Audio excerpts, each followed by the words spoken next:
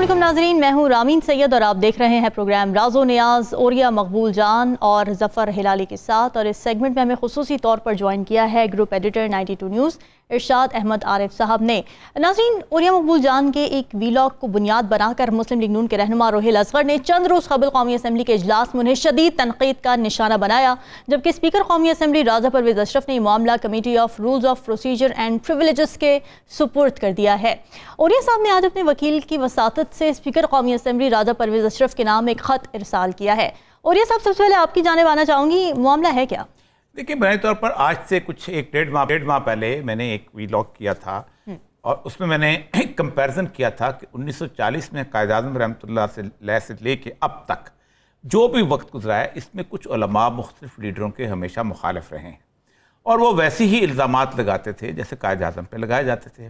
फिर उसके बाद बाकी लोगों के बारे में भी करैक्टर असैसिनेशन, भुट्टो के बारे में भी करैक्टर असैसिनेशन, और आजकल वैसे ही 6 फुट के कद पे इस्लाम नाफज नहीं कर रहा और इस्लामी रियासत बनाना चाहता है, कुत्ते पालता है, फलां कर दिया, जो भी हमारे उलमा इस तरह की गुफ्तगू करते हैं। इसी तरह का एतराज़ मैंने कहा कि इमरान खान के ऊपर भी होता है। लेकिन उसमें एक और कंपेरिजन भी मैंने कहा था कि बड़े वज़ादार थे कायद-ए-आज़म के दुश्मन, कि ना उसका दरवाज़ा टूटा, ना उसको गिरफ्तारी के लिए कोई मसला हुआ, ना उस पर रियासत ने कोई गोलियाँ चलाईं, लेकिन इमरान खान को ज़्यादा चुश। इस दौरान एनालिसिस करते हुए उसके बीच में मैंने कहा था कि उस वक़्त कायद-ए-आज़म हालांकि पूरे बरसगीर पाक व हिंद में अपनी मकबूलियत की अरूज में थे मुसलमानों के, लेकिन खैबर पख्तूनख्वा जो सूबा सरहद था वहाँ पर कांग्रेस की सीट जीत गए थे। बलूचिस्तान में भी जिरगा की सिस्टम था, सूरत हाल नहीं थे, वैसे भी बहुत दूर दराज इलाका था। ये एक लाइन सिर्फ हिस्टोरिकल फैक्ट्स के हिसाब से बयान की थी, उसको उठा के बाकी सारे उन्होंने एक तकरीर कर दी। फिर एक उसके ऊपर एक कॉलम भी लिखा हामिद बीर साहब ने, उन्होंने मेरा ना वीलॉग पढ़ा, फिर उसके बाद मैंने एक कॉलम तहरीर किया बकायदा। मैंने कहा कि ये बुनियादी फैक्ट्स हैं और मैंने तो दुश्मनों का मुकाबला किया है, आप जनाब इमरान खान और उसका मुकाबला कायद-ए-आज़म के मुकाबले पे ले गए। जी ठीक है। इरशाद अहमद आरिफ साहब, ये मामला इस्तेहकाक कमेटी को भिजवाने की क्या मंतक नज़र आती है? इस्तेहकाक कमेटी में तो वो मामला भिजवाए जाते हैं जिनसे कौमी असम्बली या अरकान असम्बली का किसी भी तरह का इस्तेहकाक मजरू हुआ हो। अच्छा, इससे पहले कि मैं इस हवाले से बात करूं, पहली बात तो ये है कि कायद-ए-आज़म का किसी भी पाकिस्तानी क्या हिंदुस्तान बर्रे सग़ीर के किसी रहनुमा से कोई मुआवजा बनता ही नहीं है। मैं तो उस शख्स को ज़हनी माजूर समझता हूँ जो कायद-ए-आज़म के मुकाबले में गांधी को खड़ा करे, जवाहरलाल नेहरू को खड़ा करे, या इमरान खान को, या जुल्फ़िकार अली भुट्टो को, या अब्दुल गफ़ार ख़ान को, जो ये लोग करते हैं। बाज़ लोग गफ़ार ख़ान का मुआवजा शुरू कर देते हैं। कायद-ए-आज़म की शख्सियत, किरदार, जहानत, फरासत और मुखालिफिन से निमटने की जो सलाहियत थी वो इस कदर आलीशान थी और इस कदर मुनफरद थी कि उन्होंने तने तनहा एक ऐसी बिखरी हुई कौम, एक हजूम को कौम में बदला और अक़लियत में होते हुए ये उसूल मनवाया कि मुसलमान अक़लियत नहीं हैं और उनको हिंदू अक्सरियत के बराबर हक दिलवाया कि ये जब अपनी राय का इजहार करेंगे तो एक वतन इनको मिलेगा, और उन्होंने वतन लेकर दिखाया। जो ज़ाहिर बात है, इमरान खान साहब तो ये एक लाइट व्यू में बात कर रहा हूँ, एक साल में इलेक्शन ही नहीं ले सके अपने मुखालिफिन से, उन्होंने वतन ले लिया, अंग्रेज़ से भी, हिंदू से भी और सबसे। तो मुवाजना तो बनता नहीं है। अब आते हैं जो ओरिया साहब ने बात की मुखालिफिन की। हाँ, मुखालिफिन का ये मामला वतीरा रहा है, उस दौर में भी रहा है इसमें।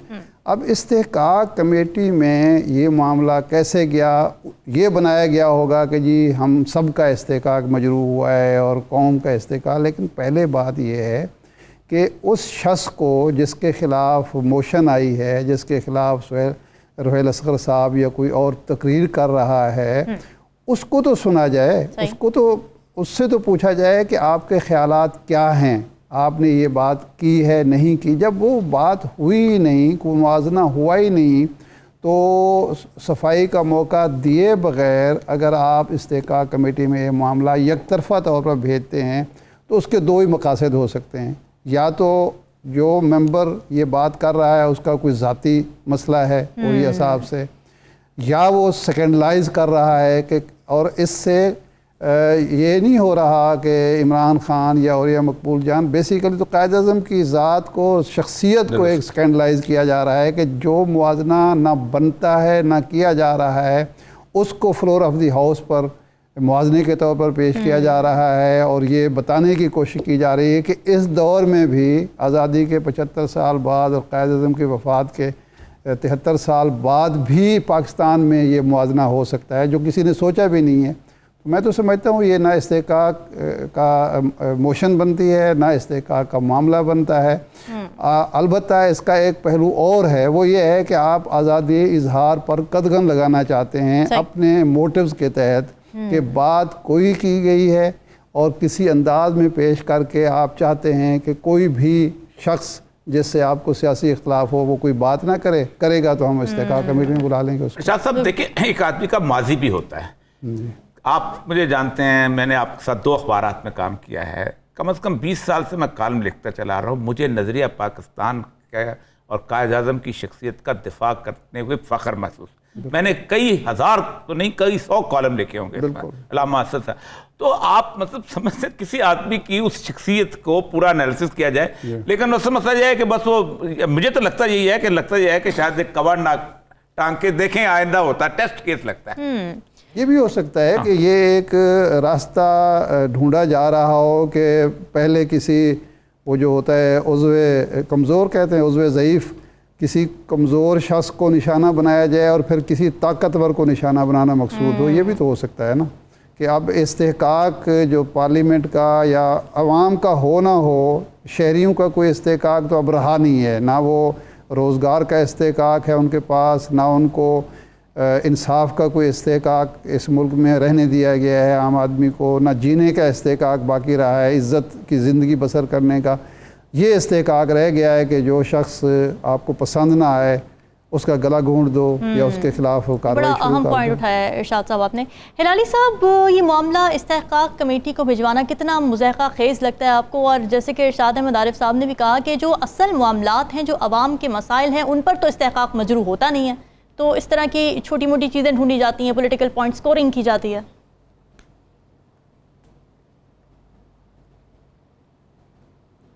देखिए, मैं तो समझता हूँ कि बिल्कुल ये गलत है और जो आरिफ साहब ने कहा बिल्कुल सच है। हर लफ्ज़ उन्होंने कहा, आई associate my self with it, और बिल्कुल सही कहा। मगर मैं ये एक पूछना चाहता हूँ, ये कॉन्सेप्ट ऑफ प्रिविलेज जो है, क्या ये प्रिविलेज पार्लियामेंट को होना चाहिए? माने पार्लियामेंट बेसिकली ये कह रहे हैं कि आप in the house during the course of a debate किसी के बारे में आप कुछ भी कह दें, प्रिविलेज है, आपका कन्वर्सेशन इज प्रिविलेज्ड। उसका मतलब यह है कि जो पार्लियामेंट के बाहर हो सकता है, जो आप पार्लियामेंट के अंदर कहेंगे वो नहीं हो सकता। मेरा तो ये अंडरस्टैंडिंग है। क्यों आरिफ साहब, ये सही है कि नहीं? जी इरशाद साहब। जी हाँ, बिल्कुल आप दुरुस्त फरमा रहे हैं कि देखें, होना तो ये चाहिए कि जो इस वक्त हालात हैं इस मुल्क के, पार्लियामेंट के हर मेंबर को डिस्कस करना चाहिए कि आम आदमी को इंसाफ क्यों नहीं मिल रहा, आम आदमी को सस्ता पेट्रोल और डीजल क्यों नहीं मिल रहा, आम आदमी को जो ज़रूरियात ज़िंदगी हैं वो पूरी क्यों नहीं हो रही, आम आदमी को रोज़गार क्यों नहीं फराहम किया जा रहा, ये जो महंगाई है इसको कंट्रोल किस तरह से करना है और नाकाम हुकूमत क्यों चल रही इस मामले में है, ये डिस्कशन नहीं हो रही। नॉन इश्यूज़ को बिला वजह इशू बना के अवाम की तवज्जो हटाई जा रही है असल इशूज़ से। अब इस दौर में इस वक्त कायद-ए-आज़म की ज़ात के हवाले से एक जज्बाती फ़िज़ा पैदा करके एक ऐसे शख्स के को निशाना बनाना जिसका एक माजी है, जिस तरह औरिया साहब कह रहे हैं, वाकई यही है कि जिस आदमी ने हमेशा नज़रिया पाकिस्तान का दिफा किया है, पाकिस्तान का दिफा किया है, कायद-ए-आज़म की ज़ात का दिफा किया है, उसको कटहरे में खड़ा करने का मतलब ये है कि आप अवाम के अंदर एक गुस्सा और इश्तियाल पैदा करना चाहते हैं और आपको एहसास ही नहीं है कि इसका नतीजा क्या निकलेगा। इस शहर में, लाहौर शहर में, हिलाली साहब, आपके इल्म में है और ये साहब के, इस शहर में एक भारतीय शहरी आया, जावेद अख्तर साहब जो शायर हैं, वो यहाँ आके उन्होंने पाकिस्तान के ख़िलाफ़ बात की, अल हमरा हाल में बात की और लोगों ने क्लैपिंग की उस पर। बिल्कुल। वो पाकिस्तान किसी का इस्तेकाक मजरूह नहीं हुआ, किसी ने सवाल नहीं उठाया। मैं देखता रहा हूँ कि असम्बली में डिस्कशन शुरू हो जाएगी, शोर मचेगा, इसको किसने बुलाया था, इसको वीज़ा कैसे इशू हुआ। वो आराम से 8 दिन उसके बाद भी शायद वो शहर में लाहौर में रहा, किसी ने पूछा।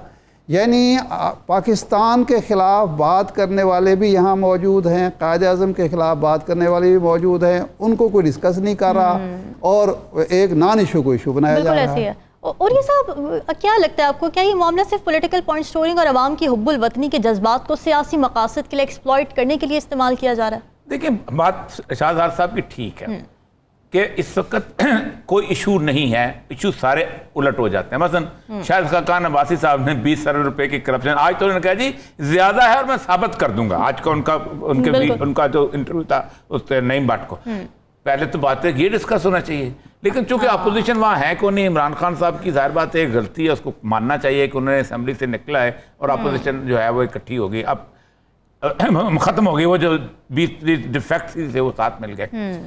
तो रोहिल अस्कर साहब को के भी माजी को अगर आप देख लें तो जज्बाती किस्म की सूरत हाल उनकी है और बाकी चीज़ें भी हैं।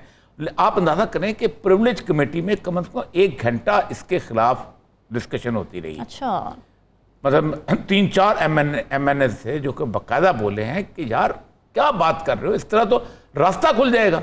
इसका मतलब है कि आप दूसरों की गर्दनें काटने के पे आ जाओगे।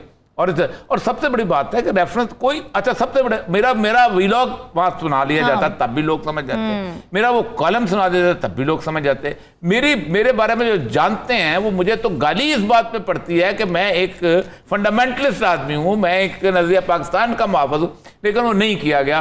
तो मेरा ख्याल है कि ये उन्होंने रिकमेंडेशन की है, रिकमेंडेशन बाइंडिंग नहीं होती। ठीक है, पैमरा भी पहले मुझे नोटिस देगा, फिर पूछेगा, FIA भी देखेगा, तो नहीं बाइंडिंग नहीं है। इसके बहुत बेसिकली आप एक ऑफेंस जब क्रिएट होता है उसके बाद आपको एविडेंस लाना पड़ता है। बिल्कुल ठीक है। और साहब आपको क्या लगता है, अब सफाई देने का कोई क्या मौका दिया जाएगा या चलना किस तरीके से चाहिए था ये प्रोसेस सारा? नहीं, हाईकोर्ट में मैंने आज उन्होंने नोटिस हमने दिया स्पीकर साहब को कि सारी चीज़ें जो है प्रोसीडिंग कार्रवाई में दें ताकि हम हाईकोर्ट में जाना चाहते हैं। और दूसरी बात यह है कि इस प्रिविलेज का दायरा कार क्या है। ठीक है, एक चीज़ जो है वो असेंबली के बाहर अगर हुई है तो ना तो कायद-ए-आज़म असेंबली का रुकन है और ना ही इमरान खान असेंबली का रुकन है। ठीक है, जितनी मोहब्बत पाकिस्तान के असेंबली के मेंबरान करते हैं मैं उनसे कम से कम कई गुना ज़्यादा करता हूँ। ठीक, तो पहले सब बात है कि मैं ही अपने आप को सजा देने के लिए कह दूं। मसला सारा ये है कि उस रेफरेंस टू कॉन्टेक्स्ट ने आज का आदत बन चुकी हुई है कि आप हर चीज को माफ, ये तो जो मैं भी डील भी करता रहा हूँ असेंबलीज को, रिपोर्ट भी करता रहा हूँ, तो आम प्रैक्टिस तो ये है कि इस्तेकाक कमेटी में जब कोई मामला आता है तो बुलाया जाता है और वो सुनवाई होती है और उसके बाद सवाल और जवाब होते हैं पूरी कमेटी के अंदर। क्योंकि एक आध दफ़ा मुझे भी मौका मिला अखबार के हवाले से, जब मैं माजी की बात कर रहा हूँ, तो वहाँ आपको बुलाया नहीं गया, पूछा नहीं गया आपसे, आपका नुक्ता नज़र नहीं जाना गया। नहीं, बिल्कुल नहीं बुलाया गया, बल्कि हम पेश होते रहे ब्यूरोक्रेट सर्विस में पेश होते रहे, बार बार पेश होते रहे, हज़ारों चीज़ें ऐसी होती थी। नहीं, हमें कई दफ़ा ये हुआ कि कोई गलत रिपोर्टिंग हुई है, कोई कॉलम छपा है, कोई एडिटोरियल छपा है, तो कई दफ़ा ऐसा हुआ पंजाब असेंबली में तो बुला लेते हैं, लेकिन वो मामला बस नहीं बुलाए बगैर इन एब्सेंशिया हुआ है। अच्छा, नहीं, बड़ी अफसोसनाक बात है और इससे जाहिर ये होता है कि हुकूमत की प्रायोरिटीज़ हैं। क्या इरशाद अहमद आरिफ साहब हमारे साथ मौजूद थे, सर आपका बहुत शुक्रिया। नाज़रीन, डिस्कशन का सिलसिला जारी है, वक्त एक ब्रेक का, स्टे विद अस।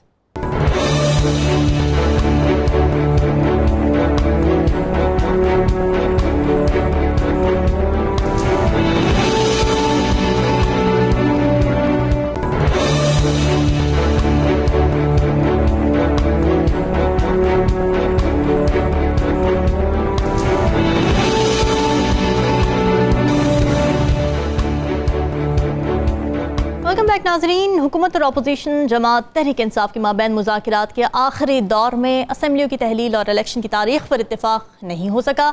यूँ ये मामला एक बार फिर लटक गया है। मुज़ाकरात में दोनों फरीक़ैन इस बात पर तो मुत्तफ़िक़ हुए कि मुल्क भर में एक दिन इलेक्शन होने चाहिए, मगर ये इलेक्शन कब होने चाहिए इस पर कोई कंसेंसस अब तक नहीं हो सका है। दूसरी तरफ इलेक्शन कमीशन ने अदालत उज़्मा से अपने 4 अप्रैल के फैसले पर नज़र सानी की इस्तदा करते हुए ये मौक़िफ़ इख्तियार किया है कि इंतखाबात की तारीख देने का इख्तियार अदलिया को हासिल है ही नहीं। और ये सबसे पहले ज़रा मुज़ाकरात पर बात कर लेते हैं। बज़ाहिर तहरीक इंसाफ ने तो लचक दिखाई है क्योंकि वो एक साथ इलेक्शन करवाने पर रजामंद हो गए हैं, मगर हुकूमत के रवैये में आपने क्या कोई लचक देखी? देखिए वो भी 2 महीने पीछे आए हैं। आगे 11 सितंबर दी है डेट हुकूमत ने, अच्छा, और 11 अगस्त डेट दी है पीटीआई ने। 11 सितंबर पीछे रहेगा 1 महीना। ठीक है। अब दो लोग इधर से कोई इधर से धक्का दे, कोई उधर से उधर धक्का दे, तो ये कहीं ना धक्का कहीं देगा कौन, ये सवाल है, धक्का देगा आगे कौन? मिल जाएंगे। असल मसला ये है, मैं आपको बात बताऊं, ये बुनियादी तौर पर दोनों पार्टियां इस खौफ से मिली हैं कि अगर हमने इस क्राइसिस को कंटिन्यू किया तो फिर ये क्राइसिस जो है इस हद तक आगे बढ़ जाएगा कि किसी न किसी तौर पर पाकिस्तान में एक अनारकी जब पैदा हो गई तो फिर अनारकी के अंदर किसी को हाथ नहीं आएगा कुछ। सबसे बड़ी बात यह है कि खुद पीटीआई जो है अपनी इस वक्त मकबूलियत के उरूज पे है, और पीटीआई भी अगर 2-3 साल के अंदर इसी तरह की सूरत हाल में रही तो जाहिर बात है फिर उसको भी इलेक्शन जीतना मुश्किल हो जाएगा। बेनज़ीर भुट्टो जो थी वो जब 86 में लाहौर में आई तो बहुत बड़ा जुलूस था और पीपल्स पार्टी अपने उरूज पे थी, ठीक। लेकिन 2 साल जो हैं वो लगे और जो गवर्नमेंट के दौरान 86 से लेके ज़िया-उल-हक के पूरे टेन्योर तक इस काबिल भी नहीं रही कि पूरी इंडिपेंडेंट मेजॉरिटी जो है फुल फ्लेज मेजॉरिटी ले सके, उसको भी कोलिजन गवर्नमेंट 88 में बनाना पड़ गई, ठीक। इसका मतलब यह है कि वक्त के साथ साथ लोगों का इमोशनलिज्म भी बदल जाता है, बाकी चीज़ें। लेकिन इमरान खान जो है वो समझता है कि मैं शायद इसको कैरी फॉरवर्ड कर सकता हूँ। इमरान खान ने जो असम्बलियाँ तोड़ने का उसका इकदाम था, उधर बात है एक बहुत बड़ी सियासी मूव थी। उसकी वजह यह है कि जिस असेंबली के अंदर उसको सिर्फ एक आदमी की अक्सरियत हो पंजाब की, जो किसी भी वक्त ख़त्म की जा सकती है, और जिस असेंबली के अंदर वो अपनी FIR दर्ज न करा सके इस हुकूमत के अंदर, उसका मतलब है कि रहने का जवाब नहीं था। लेकिन उसके साथ हुआ यह कि इमरान खान ने इस सारे अरसे के अंदर अपनी एक पार्टी जो थी, उन्होंने उस तशद्दुद से जब गुजरी है तो पार्टी का एक कोर ग्रुप बन गया है, जो बाजार बात है अब वो बहुत स्ट्रांग हो गया है। PDM भी समझती है कि शायद कुछ अरसे के बाद हमारे यहाँ सारा मसला आ गया बजट का। बजट के बारे में वो समझते हैं पीटीआई का 11 सितंबर 11 अगस्त, इसीलिए तो मसला बना हुआ है कि 11 सितंबर ने वो समझते हैं अगर बजट हम बना दें एक दफ़ा तो फिर हम जाएं।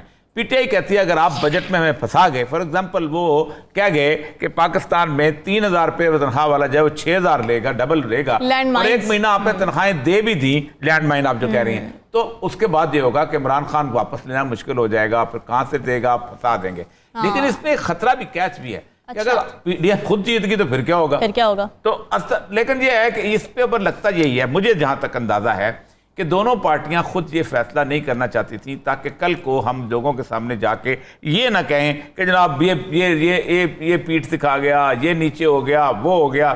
हम जाके कम से कम और कुछ नहीं तो कहेंगे जी सुप्रीम कोर्ट को कहेंगे कि ये हमने बता दिया है और आप जो डेट देना चाहते हैं दे दें। ठीक है। इसकी एक और वजह है, इस पहले भी शायद मैंने डिस्कस किया था कि हर बड़ी सियासी नेगोशिएशन जब हुई हैं तो उसके पीछे हॉक्स होते हैं जो उस नेगोशिएशन को खराब करना चाहते हैं।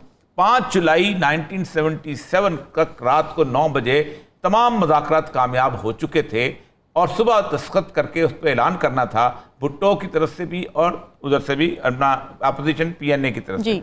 लश्कर खान ने खत तहरीर किया था, 7 तारीख को लोगों को याद है, जो उसने आर्मी चीफ से कहा था कि आप इंटरवीन कर लें क्योंकि भुट्टो हमें धोखा दे रहा है। अब आप ख्वाजा आसिफ की तकरीरें उठा लें, आप जो है क्या नाम है उसका जो जावेद लतीफ़ की तकरीर उठा लें, मरीम नवाज की तकरीरें उठा लें, मौलाना फजल रहमान की उठा लें, ये हॉक्स हैं। ये बुनियादी तौर पे समझते ये हैं कि अब अगर हमने इस वक्त ये मुज़ाकरात कामयाब हो गए तो सबसे अहम बात ये है कि कोर्ट जो है वो जाहिर बात है अमेंडमेंट पे आ जाएंगे। जब आईनी अमेंडमेंट होगी उस पर रास्ता यही है ना, अमेंडमेंट होगी तो कोर्ट का फैसला जो है वो इन्फ्रक्शन हो जाएगा और ये डेट जो है वंस एक अमेंडमेंट हो जाएगी तो उसमें शहीद नहीं बनेंगे।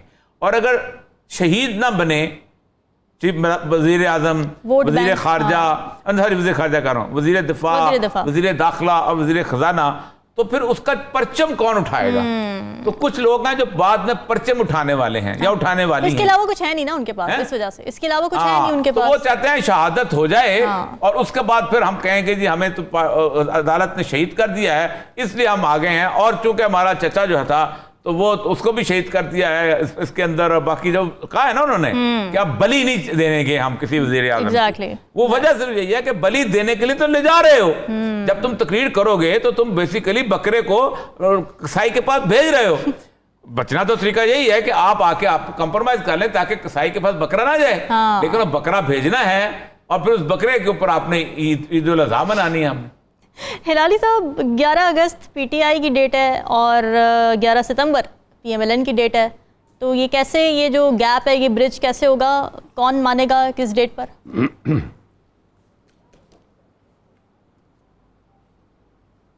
पहले बात तो ये है कि इमरान खान को पूछना चाहिए कि जो कॉन्स्टिट्यूशन में लिखा हुआ है और जो सुप्रीम कोर्ट ने कहा है उस पर कोई डिस्प्यूट नहीं है, कोई डाउट नहीं है कि 90 दिन के अंदर इलेक्शंस होने हैं।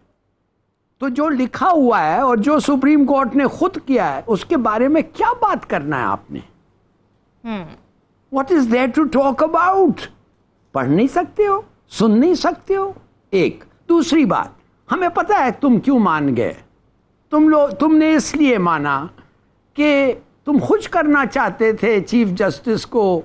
वो अपील कर रहा है कि बैठो, बात करो, समझौता निकालो, तो तुम बैठ गए इस उम्मीद में कि समझौता होगा, इस उम्मीद में कि जो लोग इलेक्शंस नहीं चाहते हैं वो तुम्हारी शक्ल देख के या वो शाह महमूद की शक्ल देख के मान जाएंगे कि अब हमारा पूरा गेम जो है चेंज करें, चलो जल्दी से इलेक्शन के डेट एग्री करें। वो नहीं माने। और वो रीजनेबल, वो भी अपियर करना चाहते हैं, वो भी खुश करना चाहते हैं, दुनिया को कहना चाहते हैं नहीं हम डरते वरते नहीं है, ये सब इनका प्रोपेगेंडा है। It's not. क्या हुआ? वही हुआ ना कि नो अग्रीमेंट। अब आप कह रहे हैं ये 1 महीने का अग्रीमेंट है, ये हर चीज इन मुल्कों में, ये थर्ड वर्ल्ड कंट्रीज में हर चीज प्रिंसिपल पे नहीं जाते हैं, सौदागिरी, गिव एंड टेक। अबे यार 10 रुपया नहीं 8 रुपया ले लो, 7 नहीं 6 ले लो, मेरी ना तुम्हारी। दिस इज टिपिकल, ये हमारा जहन है। दूसरी बात, अब फिर अब फिर बात सोचिए क्या कहता है इमरान खान। इमरान खान कहता है अगर नहीं हुआ 90 दिन में और 14 मई को नहीं हुआ तो मैं निकलूंगा अपने लोगों के साथ। ओह आई सी, आप निकलेंगे अपने लोगों के साथ तो 2 चीजें होंगे।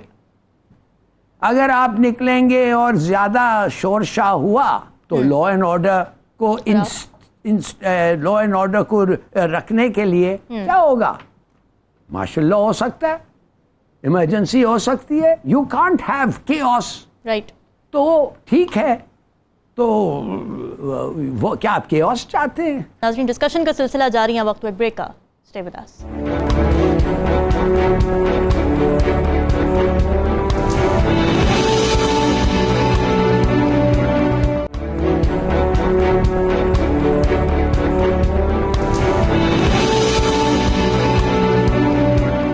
सौदी साहब, बहुत शुक्रिया आपके वक्त का। मुज़ाकरात में आप भी मौजूद थे, क्या महसूस किया आपने? क्या हुकूमत संजीदा थी या फिर टाइम बाइंग और डिलेइंग टैक्टिक्स के तौर पर मुज़ाकरात को यूज़ किया गया? एक मेरा सवाल भी, अस्सलाम वालेकुम फवाद साहब, माशाल्लाह आप तशरीफ लाए, आपकी मेहरबानी हमारे प्रोग्राम में भी। तो एक तो ये है कि 11 सितंबर 1 महीने की बीच में जो डेट है, क्या इसके अलावा बाकी मामला हैं जैसे कि इलेक्शन प्रोसीजर या कॉन्स्टिट्यूशन अमेंडमेंट, ये चीजें पे डिस्कशन हुई? जरा तफसील से बता दीजिए। नहीं, पहली बात तो और ये सब आपने बुलाई पहली बार है। मेहरबानी आप नहीं, एकदम पहले जज़ाकल्लाह खैर, आपकी मोहब्बत।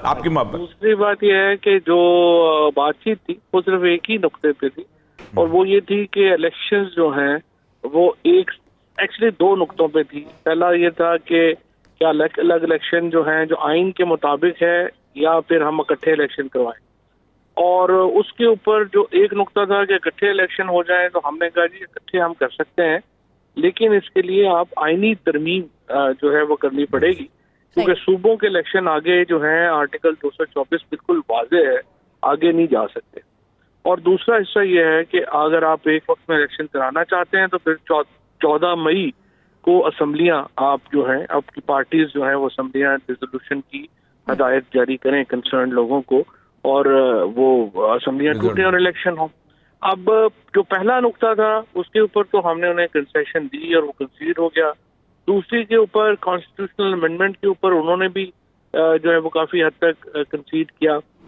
तीसरा नुक्ता जो था कि डेट्स क्या होनी चाहिए, उसके ऊपर एक तातुल हुआ और वो तातुल जो है वो अब तक बरकरार है। अच्छा वाची साहब, ये बताइए कि 14 मई को एक क्राइम कमिट हो जाएगा, एक नाफरमानी हो जाएगी, सुप्रीम कोर्ट के पास कोई और चारा नहीं सिवाय इसके कि कम से कम और कुछ नहीं, क्योंकि पार्लियामेंट जो है उसके पनाह ली जा रही है, लेकिन मुहर्रक जो थे 4-5 लोग जो थे इसके अंदर, उनको तो सजा सुनाई जा सकती है।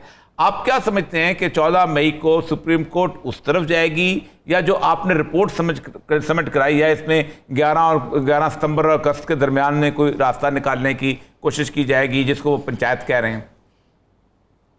नहीं, वो तो देखिए ना, पंचायत का मामला नहीं है। सुप्रीम कोर्ट ने पहले वाजे किया था कि हम ये सजेस्ट कर रहे हैं आप, क्योंकि देखिए ना, जैसे आपने अभी कहा, सुप्रीम कोर्ट तो आइन से बाहर नहीं जा सकती। पिछली तारीख में भी मैंने वहां पे रोस्टरम पे खड़ा होकर सुप्रीम कोर्ट को कहा कि देखिए, इस मुल्क में ना आप सुप्रीम है ना पार्लियामेंट सुप्रीम है, यहाँ पाकिस्तान का आइन सुप्रीम है, और पाकिस्तान का आइन वाजे है कि असम्बलियां टूटेंगी, 90 दिनों में इलेक्शन होंगे, आप इससे बाहर नहीं जा सकते। And supreme court considered to this point, उन्होंने कहा बिल्कुल सही कह रहे हैं, हम आइन से बाहर जा सकते हैं। लेकिन जब पॉलिटिकल कंसेंसस होता है तो जाहिर है पार्लियामेंट जो है वो अमेंडमेंट कर सकती है आर्टिकल।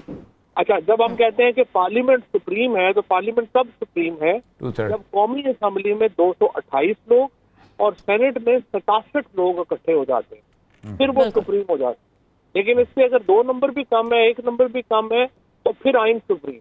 ये डेफिनेशन बड़ी इंपॉर्टेंट है, क्योंकि जब तक 2/3 अक्सरियत नहीं होगी कौमी असम्बली में और सेनेट में, सुप्रीमेसी जो है वो पार्लियामेंट पे नहीं ले सकती, वो फिर आइन लेता है। तो इसलिए ये तो जिस तरह से, अब दूसरा सवाल आपका ये है, देखिए प्रॉब्लम यही है, सुप्रीम कोर्ट के पास सोल्यूशन नहीं है, आइन से बाहर वो नहीं जा सकते, उन्होंने तो आइन पे इम्प्लीमेंटेशन करानी है। अगर पॉलिटिकल पार्टीज आपस में कंसेंसस कर लें और आइनी तरमीम कर लें, वो बेहतर है। आप क्या समझते हैं कि ये फिजा थी कि आइनी तरमीम हो जाएगी पे एग्री कर जाएंगे? क्योंकि ज़ाहिर बात है फिर आपकी वो सारे के सारे इस्तीफे मुअत्तल करने पड़ेंगे, आपको पार्लियामेंट में लाना पड़ेगा। ये ज़ाहिर बात है, ये बहुत बड़ा बिग इफ है इसके अंदर। लेकिन ये 2 बातें हैं। पहली बात तो ये जो अभी तक क्लियर नहीं है, हुकूमत भी और हम भी, कि क्या ये जो बातचीत है या इसके ऊपर एस्टेब्लिशमेंट की क्या ओपिनियन है, और एस्टेब्लिशमेंट इन मुज़ाकरात को कैसे देखती है और कैसे आगे ले जाना चाहती है, नहीं ले जाना चाहती, क्योंकि हमारे साथ तो कोई कम्युनिकेशन नहीं।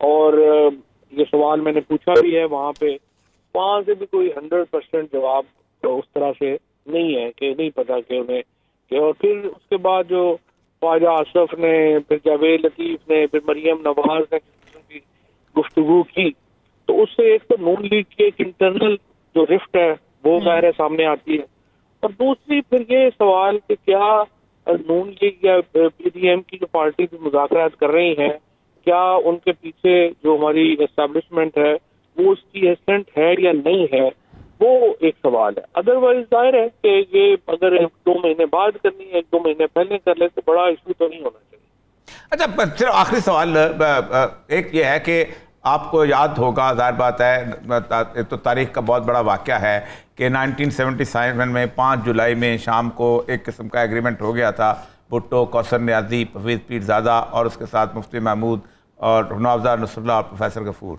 लेकिन एक स्पॉइलर था असगर खान, जिसने ख़त लिखा था।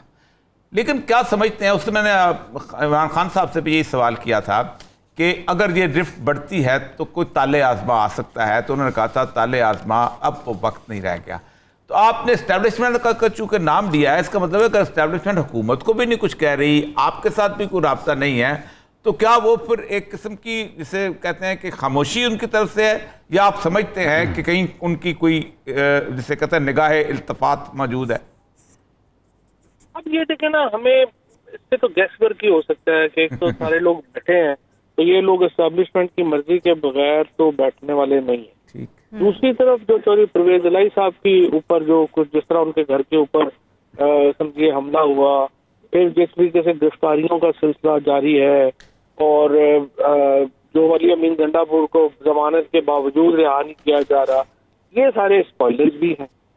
तो मुझे जो यूं लगता है कि ये पॉलिसीज जो हैं उनमें काफी कंफ्यूजन है। We don't see very visible policy, और ये पाकिस्तान के लिए एक बड़ी ज्यादा इस वक्त एक क्वैगमायर है, एक बहुत बड़ा एक हम समझे कि एक उसमें कंफ्यूजन में है कि आखिर हमारी पॉलिटिकल फ्यूचर है क्या। और यही वजह है IMF जो है, आपने देखे सऊदी अरेबिया और UAE की यकीन दहानियों के बाद भी IMF साइन नहीं हो पा रहा और हम डिफॉल्ट की तरफ बढ़ रहे हैं। जी बहुत बहुत शुक्रिया फवाद चौधरी साहब, आप हमारे साथ थे, आपको अल्लाह ताला कामयाब करे। नाज़रीन, डिस्कशन का सिलसिला जारी है, वक्त ब्रेक का, स्टे विद अस।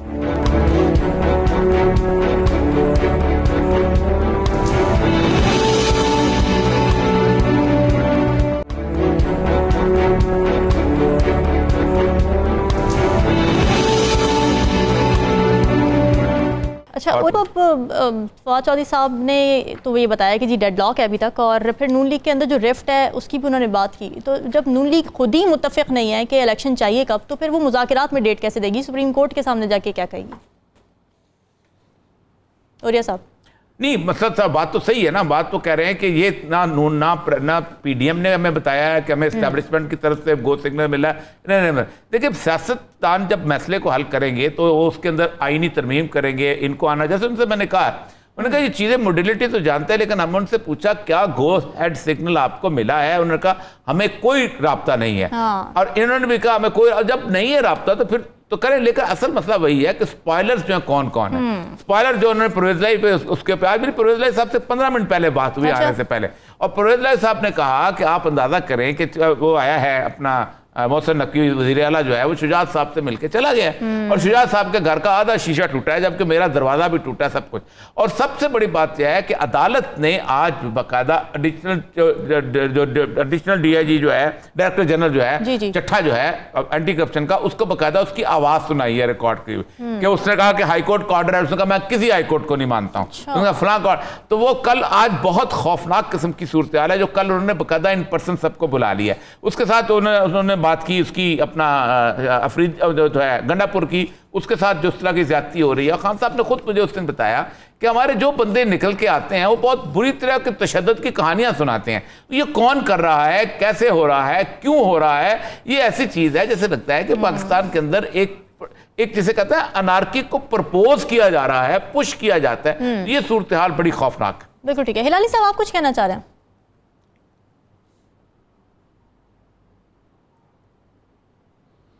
मैं माफ़ करिए, मैं तो हैरान हूँ कि हमारे इतने एक्सपीरियंस पॉलिटिशियंस और एनालिस्ट बैठे हुए हैं और हमें पता नहीं है एक्चुअल प्रॉब्लम क्या है और क्या हो रहा है और कौन क्या कर रहा है। I mean I am absolutely astonished.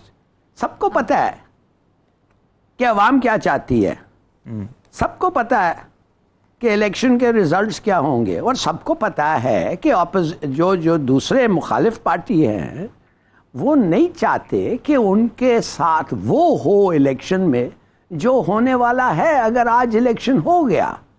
और ये भी मानना पड़ेगा कि इमरान खान जो है वो कहता रहता है, बार बार कहता रहता है कि मैं अवाम, मैं अवाम, मैं अवाम। तो लोग थक गए हैं ये सुन सुन के कि तुम अवाम के साथ ये कर सकते हो, वो कर सकते हो। भाई अगर तुम कॉन्स्टिट्यूशन चलाना चाहते हो तो कॉन्स्टिट्यूशन का फैसला तो कब से हो गया है, 90 दिन, और सुप्रीम कोर्ट ने कह दिया है, मगर तुम कह रहे हो नहीं फिर भी हम बैठेंगे। बैठ गए, मगर तुम मानते नहीं हो कि तुम कहते हो मैं फिर निकल आऊंगा अगर डेट ना फिक्स हुआ। This is not negotiation. ये इस तरीके से आप आगे बढ़ नहीं सकते। इस तरीके ये वर्ल्ड बैंक के क्यों पैसे नहीं मिल रहे हैं आपके, IMF के? वो कहेंगे हम किसको पैसे देंगे, अगर इस गवर्नमेंट को पैसे दें तो वो बजट में स्क्वांडर कर देंगे, अगर पैसे नहीं दें तो क्या इन लोग डिफॉल्ट कर जाएंगे। देखिए ये सब बातें जो हैं आ कंडीशनल नई गवर्नमेंट पे। वो गवर्नमेंट जो आएगी इलेक्शन के बाद, ये सबको पता है, बच्चे को पता है, मगर ये नई गवर्नमेंट नहीं आने देंगे, इसलिए कि उनका फिर हाथ, वो नई गवर्नमेंट में उनका पार्टिसिपेशन नहीं होगा। There is no agreement. देखिए, इट्स एन इनसॉल्यूबल क्वेश्चन। ये एक गोडियन नॉट है, ये अनरेवल नहीं हो सकता। कट सकता है, कट सकता है, मगर अनरेवल नहीं हो सकता। और जब आप काटेंगे तो फिर खून खराबा होगा। तो मेक अप योर माइंड। आप कोई, आपका हल नहीं है इस चीज में। क्या आप समझते हैं कि ये 1 महीने का फर्क है और ये they can't agree on it? 10 दिन और 12 दिन की बात है। इस पे कोई बड़ा प्रिंसिपल नहीं है, कोई ह्यूज लॉस और ह्यूज डिफीट नहीं है। We know what is the problem. सबको पता है। फैसला कब होगा कि you will have to, Imran Khan ने थ्रेटन किया है कि मैं ऐसे काटूंगा, मुखालिफ पार्टी ने थ्रेटन किया है कि ऐसे नहीं ऐसे कटेगा, इसलिए उसमें ज्यादा हमारा फायदा है, उसमें डिले होगा। मगर कोई नहीं सोचता है कि पाकिस्तान का क्या होगा। हाँ, बहुत बुरा होगा। ये बड़ा मगर अहम आपने किसी को पॉइंट परवाह नहीं है। बोल दिया। अपना अपना अपना, आई एम सॉरी। ऐसे ही ओरिया साहब, अब देखें ना, बात ये कि फैसले और बजटिंग की जो बात हो रही है वो इकोनॉमी को देखकर किए जाते हैं या फिर ये देखकर किए जाते हैं कि जी अगला इलेक्शन कौन जीतेगा, तो जब वो आएगा तो उसके लिए लैंड माइंस बिछा के चले जाएं? देखिए, पहली बात तो ये है, एक क्राइसिस क्यों हो रहा है। इस कॉन्स्टिट्यूशन के तहत सुप्रीम कोर्ट को 4 इख्तियारात बड़े बड़े हासिल है। सुप्रीम कोर्ट की पोजीशन क्या है? Article 190, all administrative and judicial authority should act in supreme court, aid of supreme court. 187, supreme court complete justice पहुंचाएगी। 204, सुप्रीम कोर्ट की कंटेम्प्ट है, उसका फैसला ना मानने के ऊपर कंटेम्प्ट होती है। और नंबर 4 जो है कि सोल इंटरप्रिटेशन जो है वो उसकी सुप्रीम कोर्ट की है। सुप्रीम कोर्ट ने इनको कहा कि हमारे पास एक इंटरप्रिटेशन है 254 आर्टिकल की, exactly. जिसके तहत एक आइन ये इजाजत देता है कि अगर कोई एक एक्ट या एक काम एक मुकर्ररा मुद्दत के अंदर नहीं होता तो उसको इनवैलिडेट नहीं किया जा सकता, उसको रखा जा सकता है। अब उसको कितनी मुद्दत के लिए करना है, इसकी इंटरप्रिटेशन सुप्रीम कोर्ट के पास है। 3 महीने डिले करना है, 2 महीने डिले करना है, 4 महीने डिले करना है, लेकिन वो कहते हैं कि हम इसको नहीं करेंगे जब तक आप किसी कंसेंसस पे ना आए। अब कंसेंसस क्यों नहीं हो रहा? सुप्रीम कोर्ट की भद्द उड़ाई जा रही है पार्लियामेंट के अंदर। दुनिया की किसी पार्लियामेंट में होता है कि सुप्रीम कोर्ट को कहा जाए, किसी आदमी, अमेरिका में जज को बुलाया जा सकता है, बर्तानिया में बुलाया जा सकता है, इंडिया में बुलाया, आज जो छात्र चीफ जस्टिस को बुलाया आप उसके अंदर। और आपने पहले भी सजाद अली शाह वाले क्राइसिस के अंदर यही हरकतें की।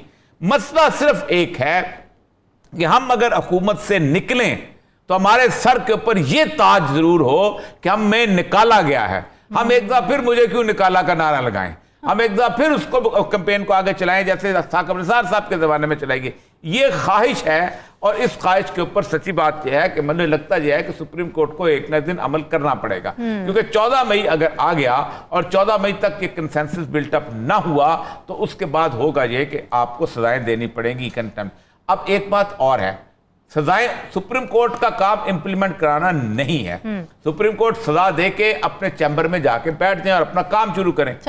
सजा मुशर्रफ को दी थी, आप जो भी कहे, मुशर्रफ जो है वो पाकिस्तान के परचम में लपेट के दफन हुआ, लेकिन उसकी बुनियादी तौर पर उसकी हैसियत तारीख के अंदर एक ऐसे मुजरम की रहेगी कि जिसको हाई कोर्ट ने फांसी की सजा का ऑर्डर किया था, वो लटकती रहेगी तलवार। ठीक, आप उसको पाकिस्तान से बाहर तो ले गए, लेकिन उसी वक्त आया कि जब उसकी लाश थी और उसको कोई गिरफ्तार नहीं कर सकता था, उसके ऊपर कोई कानून नहीं लगता था। जब कानून से बालातर हो गया, कानून की हदूद से बाहर निकल गया, तब वो यहां पर आया। सुप्रीम कोर्ट भी अगर आज ये ऑर्डर दे देती है और नायल करा दे देती है तो वो ऑर्डर लटकता रहेगा। ये नहीं हो सकता कि आज 1 साल के बाद इलेक्शन लड़ने जाए शहबाज शरीफ और उसको सुप्रीम कोर्ट ने नाअहल करार दिया हो तो उसके कागजात जो है वो मंजूर हो जाएं। अगर इसहाक डार को नाअहल करार दिया तो उसके कागजात मंजूर नहीं होंगे। अगर किसी, ये एक बेसिक कानून है क्योंकि हर कागजात जो है वो एक सेशन जज ने मंजूर करने हैं और सेशन जज जो है उसके ऊपर सुप्रीम कोर्ट का फैसला जो है बाइंडिंग है। तो ये बात है, ये इसी से वो डर भी रहे हैं कि अगर ये वक्त आ गया और उसके अंदर वो बात की चलती है कि असल हक ये हैं। देखे ना, सिंपल सी बात है, आज 1 साल 2 महीने हो गए हैं, 1 महीना हो गया है हुकूमत को आए हुए। 2 काम करने थे उन्होंने।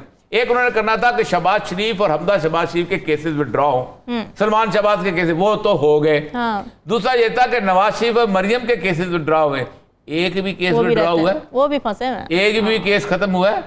इसका मतलब ये है कि वही बात जो आज चोई शुजात और परवेज लाई वाली है, वही बात जो है हमदा शहबाज और मरियम और नवाज शरीफ और शहबाज शरीफ वाली है। बिल्कुल ठीक है। नाज़रीन, डिस्कशन आपने सुनी, कल हाजिर होंगे मज़ीद हम के साथ। हमें दीजिए इजाज़त। अल्लाह हाफ़िज़।